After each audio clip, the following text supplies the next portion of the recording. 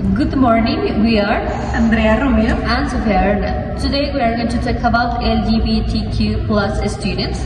Okay, let's start. Imagine that you are in a class and the teacher asks, write a sentence about your boyfriend or girlfriend. But what if you don't feel safe sharing that information? Well, for many LGBTQ plus students, small moments like this can make learning uncomfortable. So, today we will talk about how teachers can create inclusive classrooms for LGBTQ plus students using neuroeducation and inclusive strategies.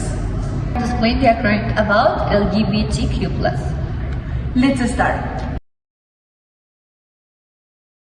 L is for lesbian, a woman who feels romantic or emotional attraction to other women. G is for gay, a person who feels romantic or emotional attraction to people of the same gender. V is for bisexual, a person who feels attraction to more than one gender. T is for transgender, a person whose gender identity is different from the sex they were assigned at birth. And Q is for queer or questioning, people who don't identify with traditional categories of gender or sexuality, or who are still exploring their identity. Finally, plus includes other identities related to gender and sexual diversity. These students have the same academic abilities as everyone else, but they may face unique challenges in school. For example, some students may feel afraid to participate because they worry about discrimination or bullying. And now we are going to do a little role play. Sophia is the teacher and I am the student. Well, let's start. Write 5 sentences about more or that, please. But what if I have 2 moms?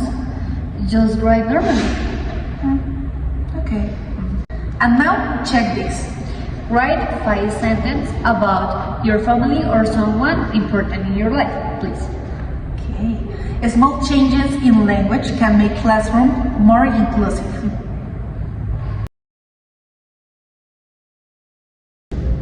To continue, we are going to show you the strategies that we are going to use in our classroom. The first strategy is inclusive language. We shouldn't say, she has a boyfriend. It's better to say, Alice has a partner. And now we are going to explain the second strategy, which is a student's choice. In this strategy, students can write about themselves or a fictional character or a celebrity. So they are not going to have the pressure or express or explain their lives. They can explain or write about everyone. Now the third strategy, that is pronoun awareness. Do you know that they can be used as a singular pronoun? For instance, they study English, they play soccer. Instead of saying, she studies English or he plays soccer. And now the strategy number 4, which is group work with respect rules. Before group activities, teachers should establish respect rules in their classroom. So with that, we avoid disrespectful comments. There is a connection between neuroeducation and LGBTQ plus students. From a neuroeducational perspective, the brain learns better in safe and supportive environments.